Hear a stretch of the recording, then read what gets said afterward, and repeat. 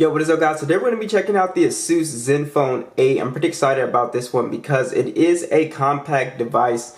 And yeah, so they don't make a ton of compact devices. So the screen comes in at about like 5.9 inches. And here's the box. It's a pretty nice box. You can see 8 little sort of like changing effect here. And then on the back, this is the black version. They do have a gray or a silver version as well. Then you have 8 gigs of RAM, 128 gigs, 5G, and then you have Snapdragon 888. And then you have a dual camera setup on the back. And we'll get into all these specs. But let's go ahead and get this guy off. Alright.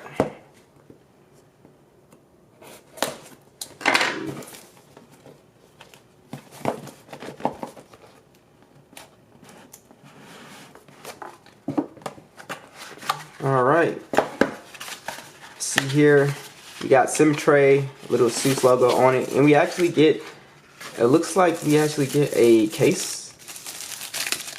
It's not a, it looks like a, okay, hold on.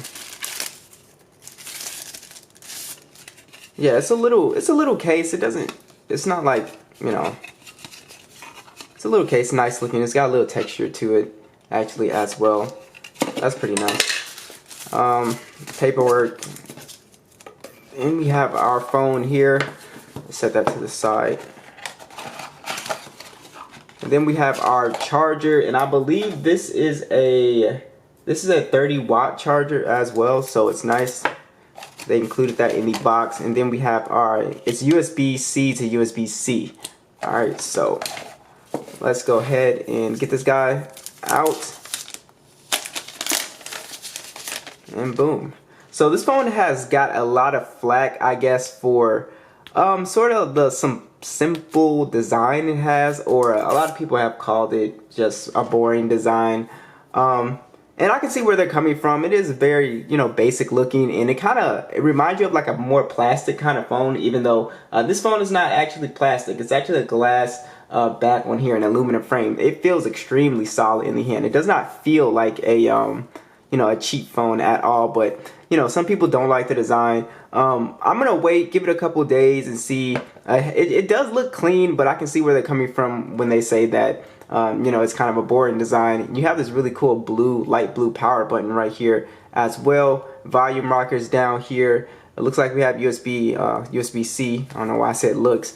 And then we also have stereo speakers on this phone as well. So once we run down all the specs, it's really specced out. And then you still retain a headphone jack on this guy as well. So let me go ahead and boot this guy up, and then we'll get started here.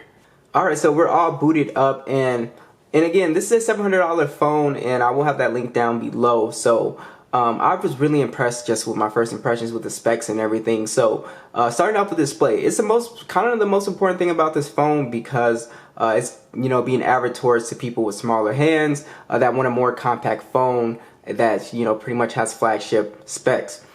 So this phone definitely does deliver on the display. It's a very nice display. So we're at a Super AMOLED 120 Hz HDR 10 plus, 700 nits brightness, peak 1100 nits, and then we have a 5.9 inch display with a punch hole, 1080p 446 for the PPI. So as you can see, it's a very nice display color wise, but the question is, for people with smaller hands like myself, is it comfortable to use with one hand? And that answer is yes, right off the rip. This phone is definitely much smaller than your average phone, and it is very comfortable to use with one hand. And also Asus, you know, put in a little gesture here, a little swipe down gesture, a one-handed mode that they put right here, so you can just sort of flick it down. It's kind of like the iPhone kind of thing. But they have that right there just in case it is still too big for you. But I think 5.9 inches is a really good screen size for you know, the times right now, because you get to enjoy, you know, being on your phone, looking at a lot of content, whether that's playing games or you know, you're watching a YouTube video or whatever. You'll be able to sort of enjoy content on here without it being too small. Like on the iPhone 12 mini, with that notch on the display, I thought it was too small. So that's one thing, you know, about that phone. But with this phone, I found that your, just viewing experience, watching videos, brightness, 120 hertz, and also if you dive into these settings, this does have a refresh rate that you can change to auto if you would like to, and you can also toggle it to 90 hertz as well as 60 hertz if you want to. I've been keeping it on 120 hertz just to see how the battery does, and then over time I'll test it and see how it does on 90 hertz and then with auto. But I'm gonna leave it on 120 hertz just for that maximum smoothness and stuff like that. So overall for the display, it's a really nice display. Does it have a little bit of bezel? Yeah, but again, I have really no complaints here. It is honestly a nice display. This phone is running Android 11, and basically it's pretty much a stock version of Android, and it's extremely smooth on here. I'm not really getting hiccups. Everything is super fast at 120 hertz. It feels super smooth. As you can see, no bloatware, nothing on here. So Asus pretty much left it Android alone. It's the Zen UI 8, but to me this is really just stock Android with like a few little tweaks. They barely did anything to it. As you can see, just with the toggles alone, you have a lot of your basic toggles, audio wizard on here if you want to sort of equalize your music, and then we have your screen recorder, your one-handed mode, and then we have something really interesting on here. It's the system mode dynamic. So basically on here we can switch to high performance mode, and you can see we have a bunch of little settings and stuff like here, durable, as you can see your refresh rate, just these little settings that you can get to very quickly. Touch sampling rate, you have a lot of stuff that you can play with if you really want to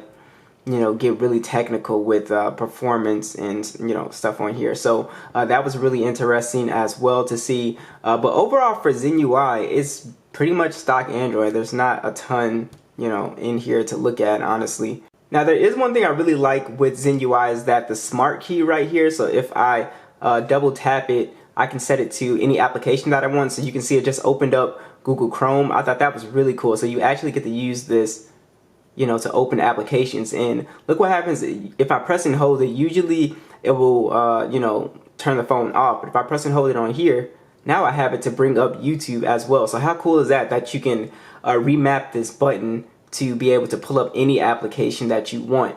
So that is really awesome. Alright guys, so you do have the Snapdragon 888 chipset on here along with the Adreno 660. So basically this thing will blow through pretty much anything that you throw at it as far as gaming. You do not have SD card support, 128 gigs of internal storage and 8 gigs of RAM on here. This phone is IP68 dust and water resistant as well. And I found that, just the gaming experience on here is pretty good. Wow, this guy. Yeah, the gaming experience on here is great.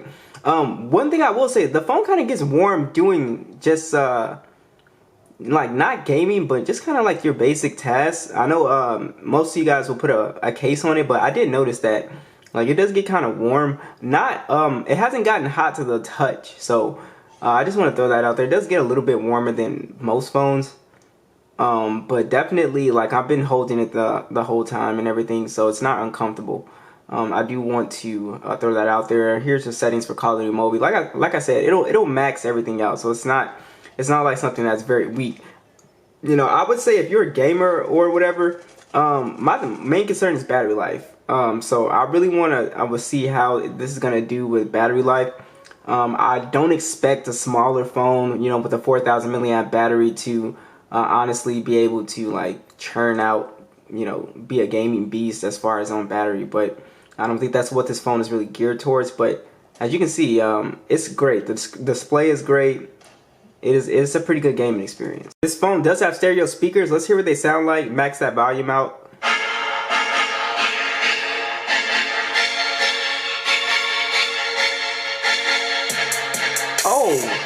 Oh my, what? Wow.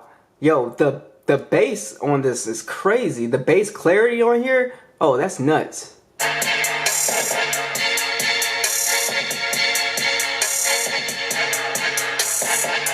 Yo, that has to be some of the clearest bass that I've heard. It's almost like the ROG speakers. It has that same clarity, but it's not front facing. So I wonder what they did to get it to do that. It's got to be some type of software. Man, that's crazy. Yo, this thing is like so loud, like. And you know what? It's this one right here. This one has above average quality when it comes to the bass, like the overall sound with this speaker. Because you know how this speaker would pretty much do all the work. This one right here is putting out a good, decent, sound, a good full sound.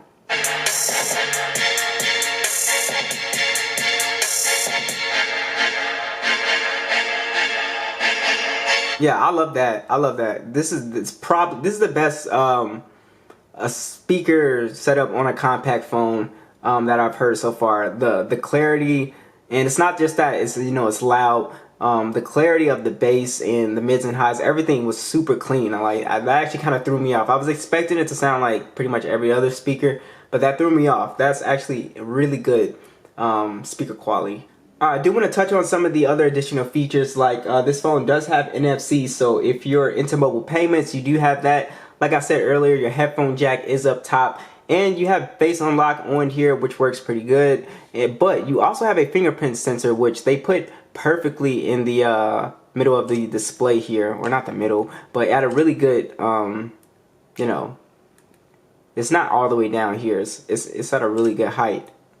So I really love that. Face unlock works pretty fast as well. And there's also a little LED notification right here. This little green thing right there. I don't know if you guys see it, but hold on. You can see it now, sort of lit up right there. There's also an LED right down here as well. When you charge the phone, you'll see that turn green or orange. So that's pretty cool as well. But yeah, so the fingerprint scanner does work fine. I've seen videos of people saying it's not very accurate, but honestly, you just have to do it right, and it works. And sometimes I think the face unlock, like if you have face unlock and the fingerprint scanner at the same time, sometimes I think that's what's happening, because you kind of get like a two sort of thing, and you get that kind of, I don't know, but I've noticed that. But yeah, the fingerprint scanner and face unlock work really well. Alright, so the Zenfone 8 has a 64 megapixel lens, a 12 megapixel ultra wide, 8K video at 24 frames per second, and then you have 4K video up to 120 frames per second, and then you have a 12 megapixel selfie that also shoots in 4K. So the cameras on here are absolutely fantastic. So I was just extremely impressed with this phone overall. Just my first impressions is just like, wow.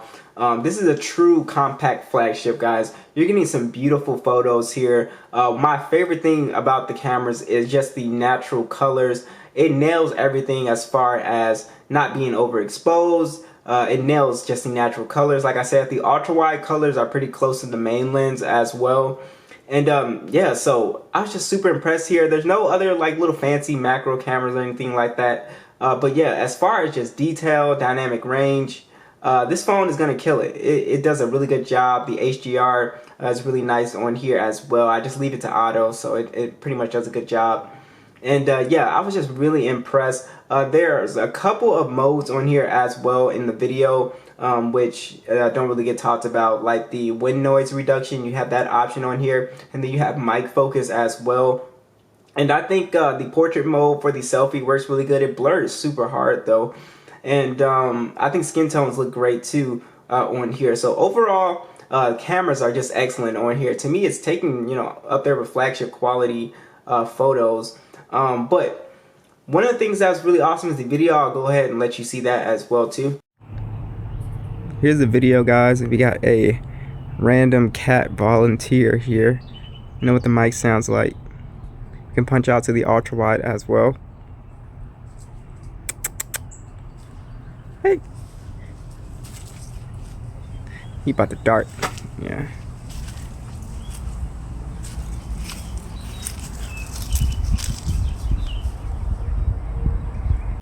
Alright, so you do have a 4,000 milliamp battery, 30 watt fast charging, and then you have reverse charging on here as well. I want to give you guys a more sort of in-depth look with the battery life. But from what I'm seeing online, it's averaging around 5 hours of screen on time, which is definitely not a full day's battery life. So do note that it's probably not going to be able to get through a full day's battery life. But I'll see how it does on like 90 hertz. You know, I'm pretty sure at 120 hertz with a 4,000 milliamp battery, it's just there's no way. So that's always been the compromise with smaller phones, is that you kind of have to sacrifice battery life. And my whole thing is, I feel like people who do have smaller phones shouldn't be going super hard with gaming and stuff like that. So I don't know. We'll see. But yeah, overall, this phone is a beast. I mean, cameras, everything is just super solid on here. I just love it. I love it so far. It's really, this is, to me, at least one of the top 10 phones that I've played with this year, if not top 5, in my top 5. I'm super impressed. So what do you guys think of the Zenfone 8? Be sure to let me know, and I'll catch you guys in the next one.